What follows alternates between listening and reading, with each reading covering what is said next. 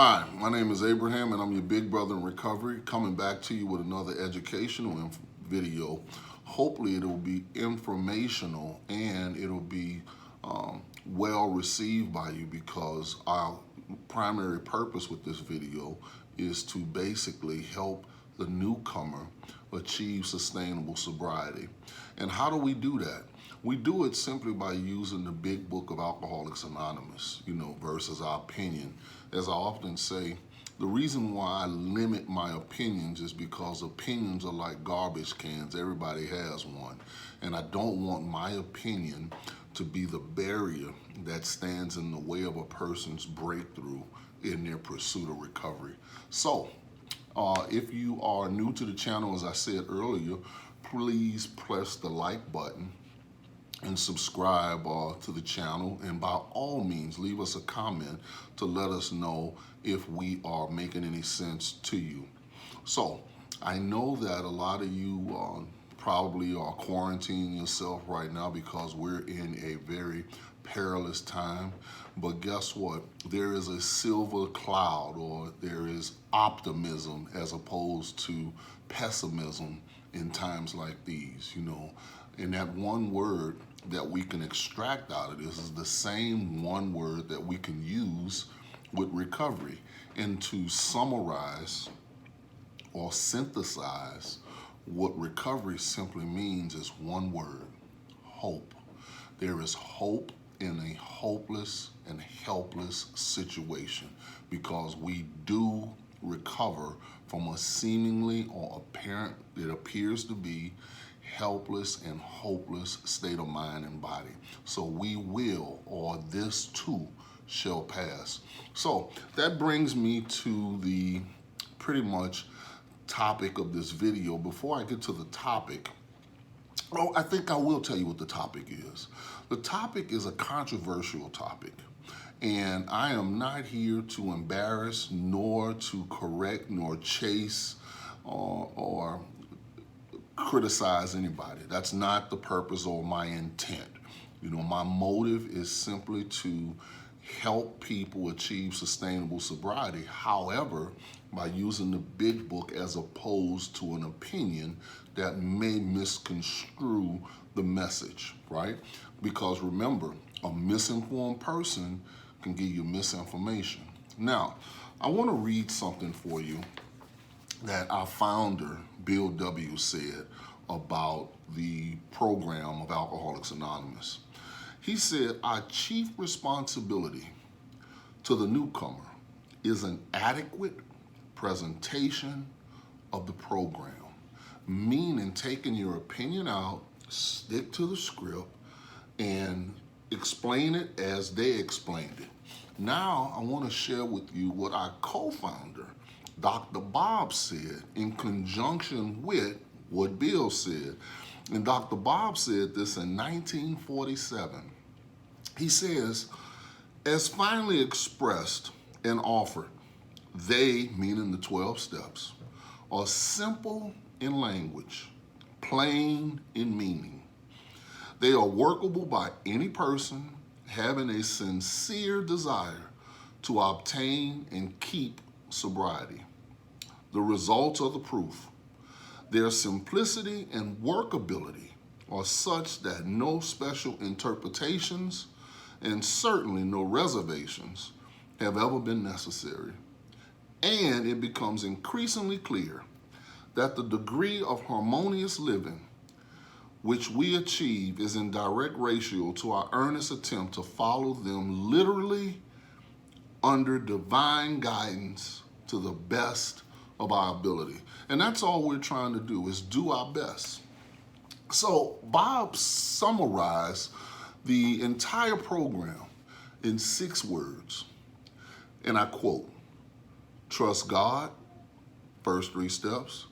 Clean house, step 4 through 11. And help others, step 12. So, as I often say, without further ado, I'd like to introduce you to one of the most controversial topics in the rooms of Alcoholics Anonymous. And I want to probably do this in a 2-part series, but the title of today's video is simply recover, recovering, and recovered. I want to repeat that. Recover, recovering, and recovered. If you look at those three words, they're not synonymous, they're totally different. But there's a big misconception about, do we recover? That's what this video is going to be about. But before I get off into that, I want you to understand that all three words, a person can be in different phases or stages of the process. They could be recovering, they could have recovered, or they could recover. Like we said, the one word that recovery is hope. The opposite of hope is hopelessness. So we don't want to convey hopelessness when we need to be conveying hope. So without further ado, as I often say, let's let the book take a look at what is the simplicity, as Einstein said, out of complexity, get simplicity. But I want to take a look at the word recover, simply because we do recover. Now, I'm not going to get into the 12 and 12, which I could, but I'm not. And I want to show you something. Even the 12 and 12 says at the top, right here, look what it says. A co-founder of Alcoholics Anonymous tells how many members recover and how the society functions.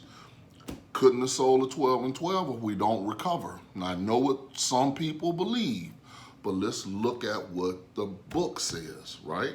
Now, the definition of the word recover, that's the word we're going to look at today, recover.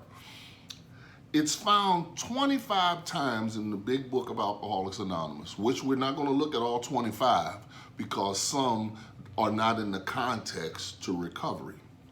Some say recover from gastric hemorrhaging, right? But it's also noteworthy for you to notice it is found 6 times in the 12 and 12. And the 7th on the cover. I just showed it to you on the cover of the 12 and 12. And the 12 and 12 is considered, in my opinion, the New Testament to the big book of Alcoholics Anonymous. So it simply means to bring back to a normal state or conditioning, right? To bring back to a normal state or condition. You remember what the original people said on Forward to the First Edition? Seemingly hopeless state of mind and body. Well, it is to bring us back to a normal state and condition, right? Healthy condition. So let's look at it from the big book. If you would allow me to take you through here, I want to show you a few things. On page 6 in Bill's story, if we look at the second paragraph, we'll see, well, the first paragraph, we'll see 1, 2, 3, 4, 5 lines or 4 lines from the bottom of the first paragraph on page 6. Now, you could listen to this and go back and write them down, or you can follow along with me. So, the first paragraph on page 6 in Bill's story, and 1, 2, 3, 4, 5 lines from the bottom. It says, Bill says the market would recover, but I wouldn't. That was a hard thought. Should I kill myself? No, not now. Then a mental fog settled down. Jen would fix that. So 2 bottles in oblivion. So right here, he's starting to doubt himself. And you know, that is one of the biggest enemies outside of ignorance is self-doubt. If one can get you to doubt yourself, that will bring on a whole lot of fear, right? So that's the first place that I found it. Now I want to show you another place. I'm going to go through these with some tact, but for the sake of the duration of the video, I don't want it to be too lengthy, but I want you to see that we do recover. That's the motive of this particular video, right? Go to page 19. And you'll see on the second paragraph on page 19, and there is a solution. If we keep on the way we are going, there is little doubt that much good will result. But the surface of the problem would hardly be scratched. Those of us who live in large cities are overcome by the reflection that close by hundreds are dropping into oblivion every day. And you can just about attest to that in your city. You know, a lot of people are addicted, especially now with the COVID situation. Now notice what it's going to say. Many could recover if they had the opportunity we have enjoyed. I've greatly enjoyed the opportunity to be presented with the program of recovery. How then shall we present that which has been so freely given us? I'm just reading the book, y'all. I'd like for you next to go to page 26. We do recover. There is a solution. If there is a solution, there must have been a problem, but the problem has been solved. That's why there's a chapter in the big book called There is a Solution. So the only reason why you have the problem is because you could not or you would not accept the solution. Let's look at the second paragraph on page 26, and some of you know there's a story about a certain American businessman, and he hired a well-known psychiatrist by the name of Dr. Carl Jung, who was Adler's disciple. Well, not really Adler's, but Sigmund Freud's disciple, because Adler and Carl Jung were both Freud's disciples. And let's look at the second paragraph on page 26. So he returned, meaning this certain American businessman, if you look at the paragraph above. So he returned to this doctor, meaning Dr. Carl Jung, whom he admired, and asked him point blank why he could not recover. You know, I get that question a lot as being an essential worker and a board-certified substance abuse counselor. Notice what he said. He wished above all things to regain self-control. He seemed quite rational and well-balanced with respect to other problems, yet he had no control whatever over alcohol. Why was this? He was simply powerless over alcohol. Watch this. He begged the doctor to tell him the whole truth, and he got it. In the doctor's judgment, he was utterly hopeless. That's a condition. He could never regain his position in society, and he would have to place himself under lock and key or hire a bodyguard if he expected to live long. That was a great physician's opinion, Carl Jung's opinion, not Alcoholics Anonymous' opinion. Notice what the next paragraph says. But, you remember our video, get off your butt, or what is your butt? That's an excuse, right? But this man still lives and is a free man. He does not need a bodyguard, nor is he confined. He can go anywhere on this earth where other free men may go without disaster, provided, here's the condition, he remains willing to maintain a certain simple attitude. In other words, the simple attitude he is trying to maintain is what he obtained from step 1 through 9. Once a person gets to step 9, they have recovered. That's why we have the 9th step promises in the big book. A person has recovered when they get to step 9, but 10, 11, and 12 help them maintain what they obtained from 1 through 9, which is a certain simple attitude or a way of thinking, right? So, with that being said, notice what he said. He said, some of our alcoholic readers may think they can do without spiritual help. The book says, guess what? That was the solution, spiritual help. Let us tell you the rest of the conversation our friend had with his doctor. Pay attention to this. The doctor said, you have the mind of a chronic alcoholic. I have never seen one single case recover. Notice this. Where that state of mind existed to the extent that it does in you. Our friend felt as though the gates of hell had closed on him with a clang, hopeless, defeated. But watch what happens. He said to the doctor, "Is there no exception?" Notice the doctor's reply. "Yes," replied the doctor, "there is. Exceptions to cases such as yours have been occurring since early times. Here and there, once in a while, alcoholics have had what are called vital spiritual experiences. To me, these occurrences are phenomenal." That's why step 12 says, having had a spiritual awakening as a result of these steps. In other words, if I have a spiritual awakening, I must have been spiritually asleep or spiritually unaware or spiritually ignorant to the principles. But once I work the process, because principles before personalities, which is my attitude, the principles change my attitude and I become aware of it now. So therefore, I'm no longer unaware. So guess what? I'm spiritually awoken. I've had an experience, if that made sense to you.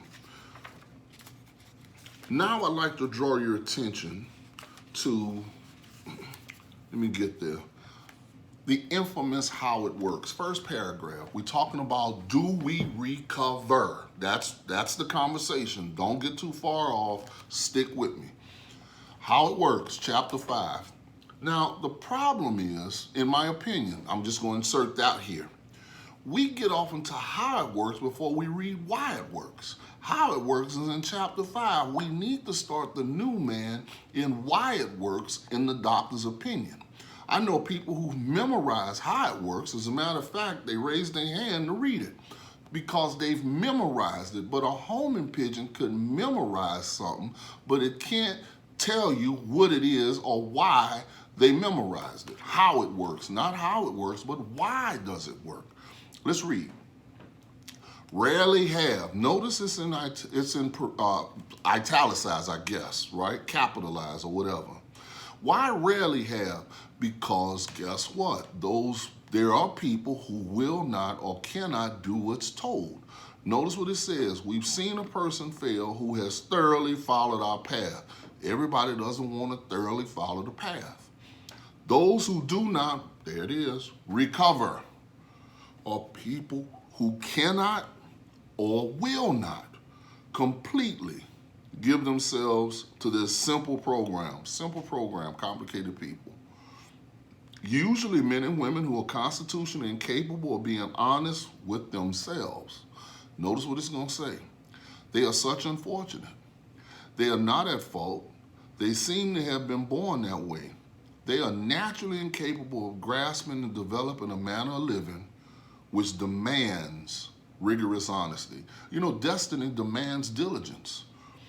Their chances are less than average. There are those too who suffer from grave emotional and mental disorders. So that's letting you know about MESA, mentally ill, PTSD, emotional sobriety.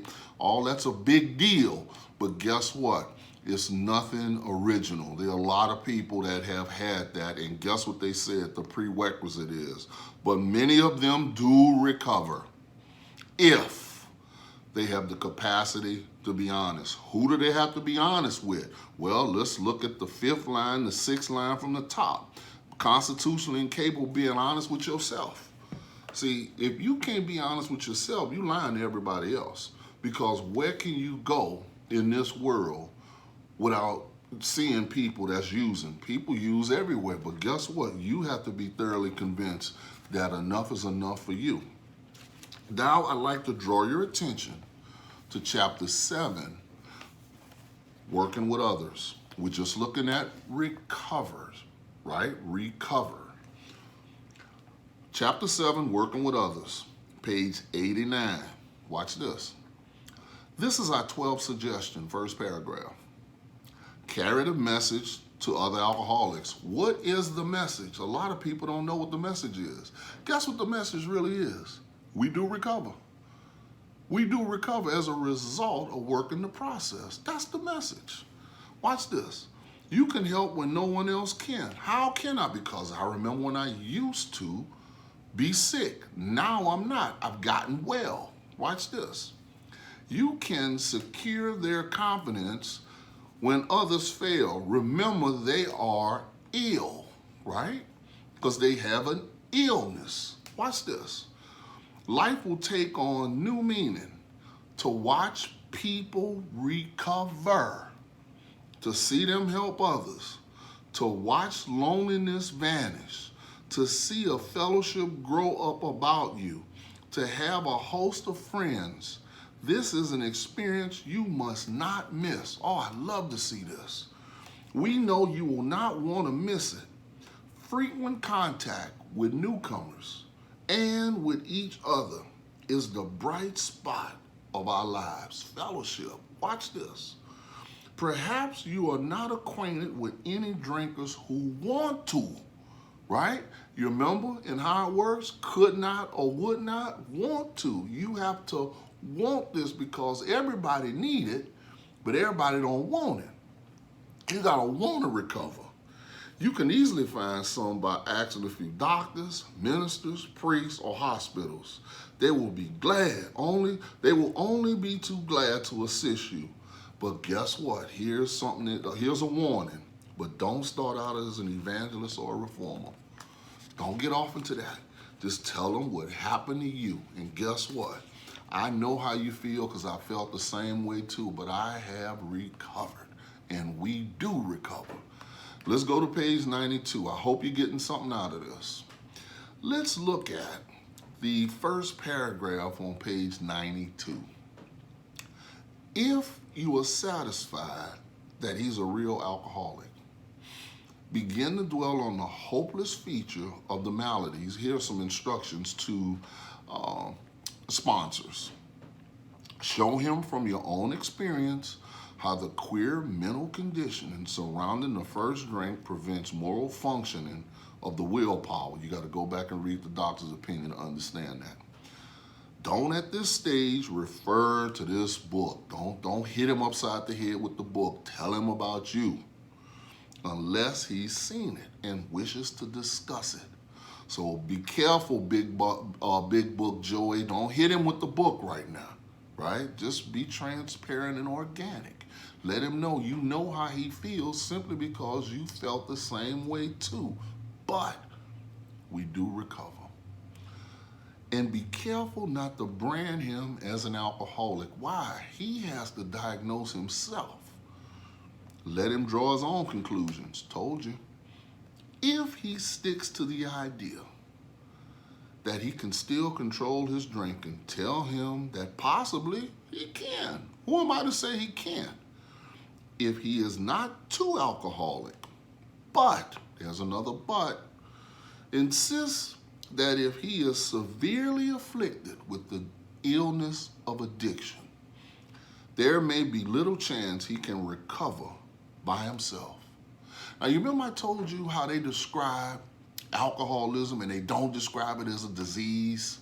Look what they say. Continue to speak of alcoholism as an illness, a fatal malady. Talk about the conditions of body and mind which accompany it. Keep his attention focused mainly on your personal experience. And I just want to take a rabbit trail here on page 44. It tells you the definition of alcoholism. If you look at the first paragraph, it says in the preceding chapters, that's if you read them, you have learned something about alcoholism. Now they're going to summarize what you should have learned from page 1 to page 44. We hope we have made clear the distinction between the alcoholic and the non-alcoholic. Here's the distinction, if when you honestly want to, you find you cannot quit entirely, or if when drinking, you have little control over the amount you take, you're probably alcoholic. Self-explanatory. One is too many, 1,000 isn't enough. Now watch this. Here's the definition of an alcoholic.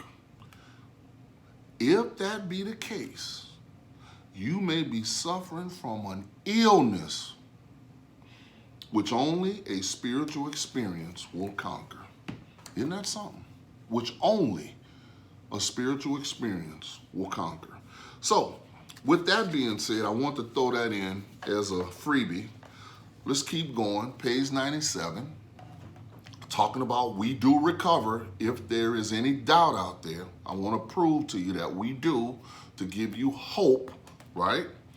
In these hopeless times that we live in right now. Page 97.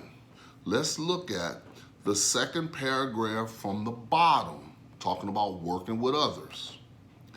Though an alcoholic does not respond, there is no reason why you should neglect his family. You should continue to be friendly to them. The family should be offered your way of life, the spiritual way of life. Should they accept and practice spiritual principles, there is a much better chance that the head of the family will recover. And even though he continues to drink, the family will find life more bearable, because guess what? They can take or embrace what the Serenity Prayer says. They can accept the things they can't change, which is him, and they have the courage to change the things that they can, their acceptance of him, because he's a sick man, and they understand that, right? Page 99, same chapter, last paragraph. This is deep. But before we get there, I want to show you something interesting. Page 98. Look at what it says on the second paragraph from the bottom. Burn the idea into the conscience of every man that he can get well or recover regardless of anyone. The only condition is that he trusts God, clean house, and I'm adding something, help others. That's what Dr. Bob said, you remember? Trust God, first 3 steps, clean house, 4 through 11, help others, step 12. I just want to show that to you, right? Now, if you look at page 99, look what it says. Last paragraph. Let no alcoholic say he cannot recover unless he has his family back. There's some people that says, they want their family back. They can't do it without their family. This just isn't so. In some cases, the wife will never come back for one reason or another. This is what I want you to see. Remind the prospect that his recovery is not dependent upon the fellowship. People. It is dependent upon his relationship with God. We have seen men get well. You remember when I showed you on page 98? We have seen men get well whose families have not returned at all because they worked the family over so bad they couldn't come back, right? We have seen others slip when the family comes back too soon. I've heard this saying, be careful what you ask for, you just might get it. Now notice on page 98 again, if you'll go back, look at the second line from the top. The men who cry for money and shelter before conquering alcohol are on the wrong track. So in other words, the Abrahamism is always the first thing you put before your recovery is the second thing you will lose. I'm not here to tell you what your reason to recovery is, but guess what? You have to find that out. Whatever it is, don't let nobody take it from you. I want to continue on because we got a lot more to go, if you can bear with me. Page 133, we're only talking about do we recover? And I'm showing you what the book says. First paragraph. Now about health. A body badly burned by alcohol does not often recover overnight. Nor does twisted thinking and depression, that's a mental illness, vanish in a twinkling. We are convinced that a spiritual mode of living is a most powerful health restorative. Let me give you an extra bonus. You just saw recover, now you're going to see recovered. We who have recovered from serious drinking are miracles of mental health, but we have seen remarkable transformations in our bodies. Hardly one of our crowd now shows any mark of dispensation. Or guess what? There's no evidence of your past life because spiritual principles overrule natural ideas. That's powerful stuff. Now I want to draw your attention to page 135. I hope you're getting something out of this. Top of the paragraph, top of the page, first paragraph. Whether the family goes on a spiritual basis or not, the alcoholic member has to, if he would, recover. The others must be convinced of his new status beyond the shadow of a doubt. Seeing is believing to most families who have lived with a drinker. In other words, your actions speak so loud they can hardly hear words you say. And you know what? The only thing that people respect is results. See, nobody has a problem helping you if they see you want to help yourself, right? Page 142, last paragraph. After satisfying yourself that your man wants to recover, meaning the sponsor and sponsee, right? But now this is the chapter about the employers and the employee. And that he will go to any extreme to do so, you may suggest a definite course of action.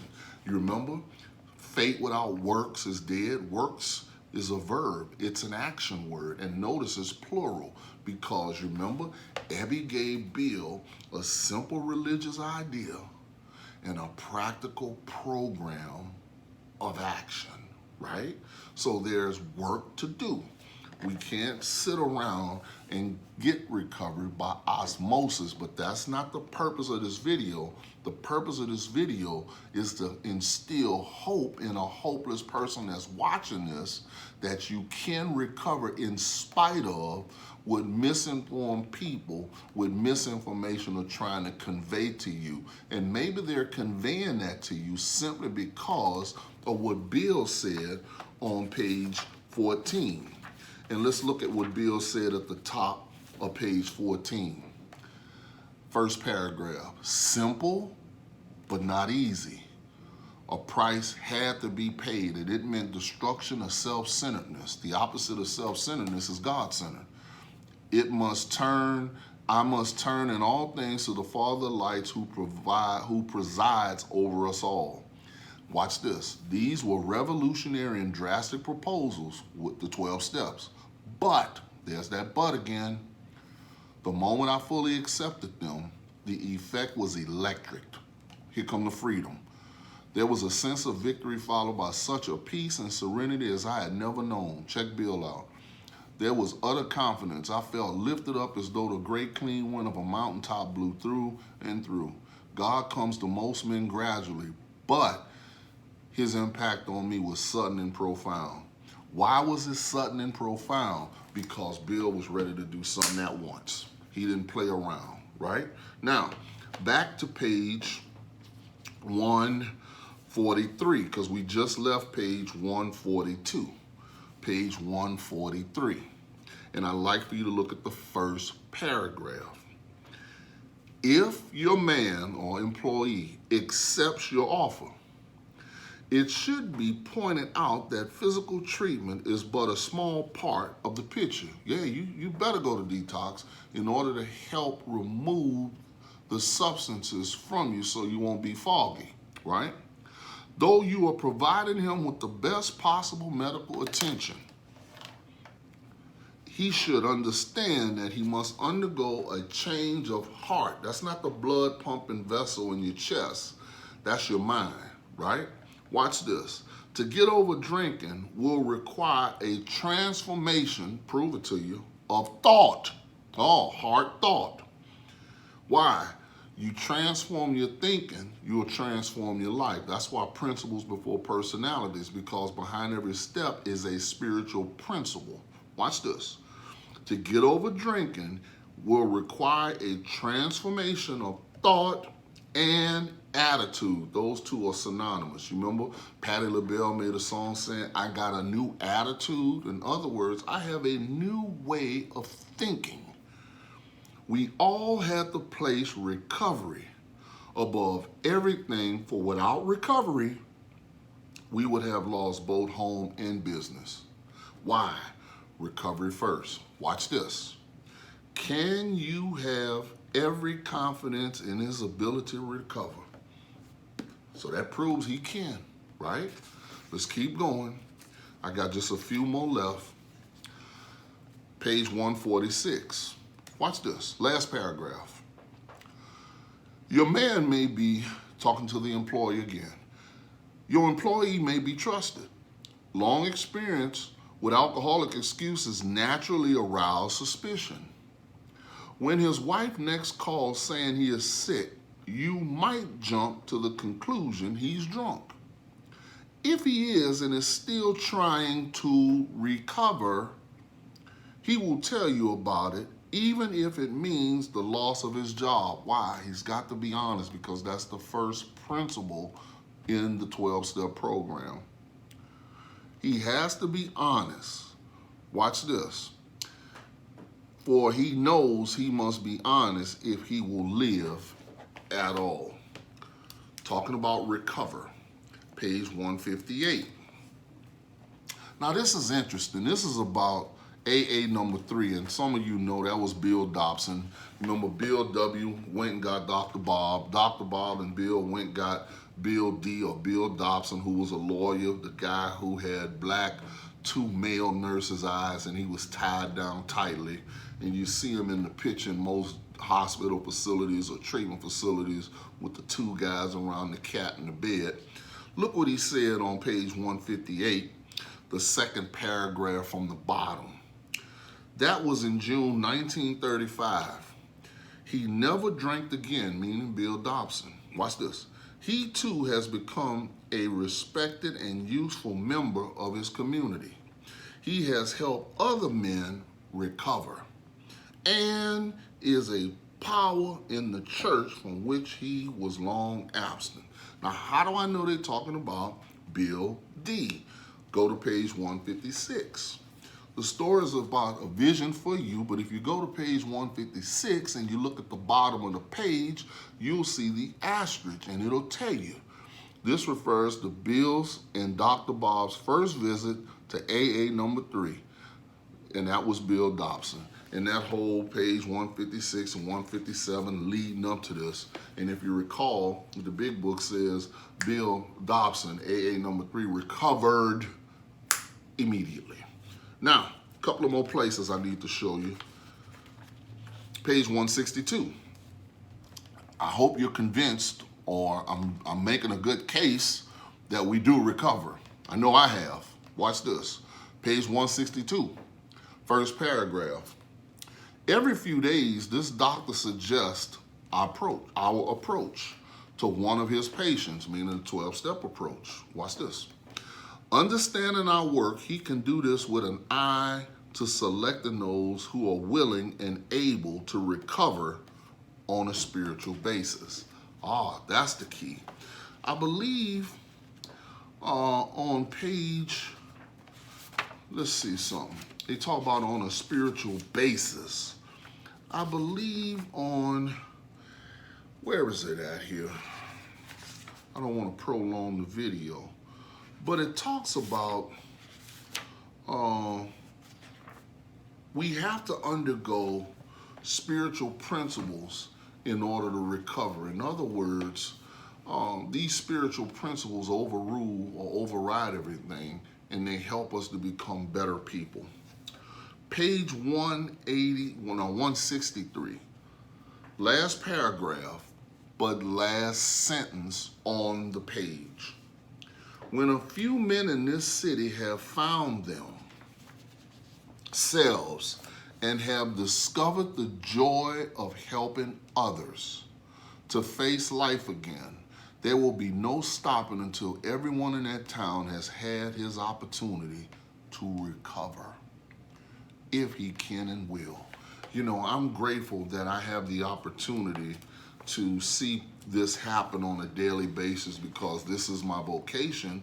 This is what I do for not so much a living, but for a giving, because I no longer work for a living, I work for a giving. As a matter of fact, I don't have a job, I have work. Job is what you're paid to do. Work is what you're born to do. And the great Mark Twain says the two most important days in a man's life is the day that he's born and the day he discovers why he was born.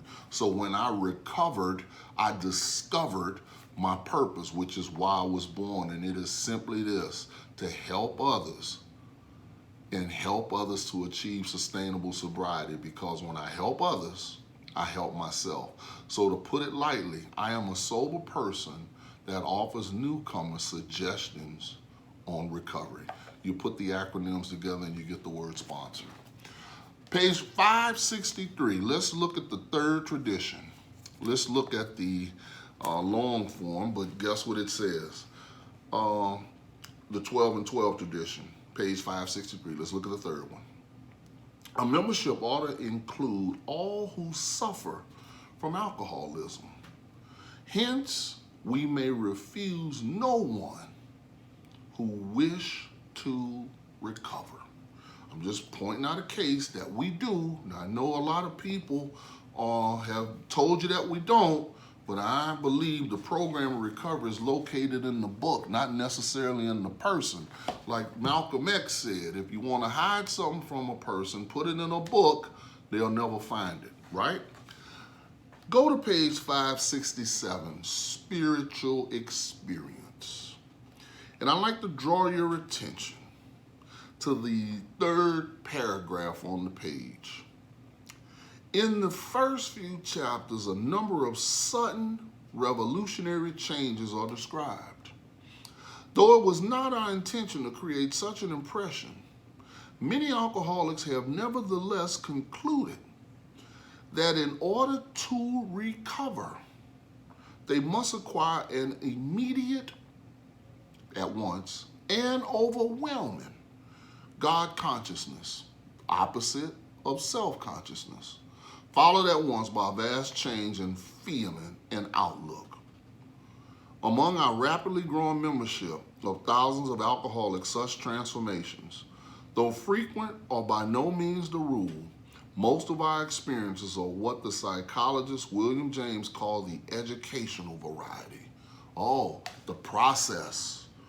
Watch this. Because they develop slowly over a period of time, if you take the steps at once, right? Just doing the first 3 steps is not going to get it. Quite often, friends of the newcomer are aware of the difference long before he is himself. Why? People can see it in you. He finally realizes that he has undergone, meaning the newcomer, a profound alteration in his reaction to life. That such a change could hardly have been brought about by himself. Why? ABCs of recovery. A, he was alcoholic and couldn't manage his own life. B, probably no human power could relieve his addiction. That means him and nobody that looks like him. But C, God could and would if he was sought. Read it backwards. God can't and he ain't if he doesn't seek him. That's the action part, right? Last place I want to show you, page 568. I want to conclude with this, because it's going to be a part 2. I want you to look at the last paragraph, or the first paragraph on page 568. Most emphatically, we wish to say that any alcoholic capable of honestly facing his problems in the light of our experience can recover, provided he does not close his mind to all spiritual concepts. He can only be defeated by an attitude of intolerance or belligerent denial. That's self-explanatory. But if you don't understand that, here's the simplified version. We find that no one need have difficulty with the spirituality of the program. Notice what's in italicized print.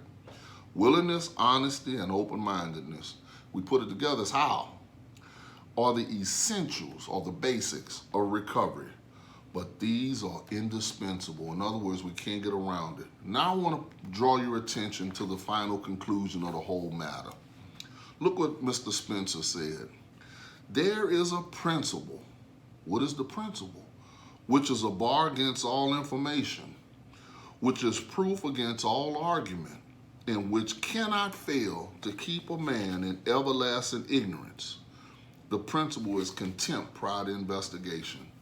So many people are talking about something that they don't have, and I believe page 164 summarizes it best. Excuse me, let's look at 164, and I'm not coming at nobody, I just want to give you the best. I'm going to leave with this. Second paragraph. Our book is meant to be suggested only. We realize we know only a little. I told you the more I learn after 39 and a half years of being clean and sober, the less I find out I know. God will constantly disclose more to you and to us. Sounds like more to be revealed. Ask him in your morning meditation what you can do each day for the man who is still sick, because you remember when you were. The answer will come. Sound like a 12-step promise. But look what it's contingent upon. If your own house is in order. In other words, if you recover. But, there's a but, obviously you cannot transmit something you haven't got. A lot of people try to do that. Work step 1 and 12. See to it that your relationship with him is right. Because that's what I'm trying to recover, my relationship. No relationship, no recovery. And great events will come to pass for you and countless others. This is the great fact for us. Now watch this, in closing, the entire recovery process in this one paragraph.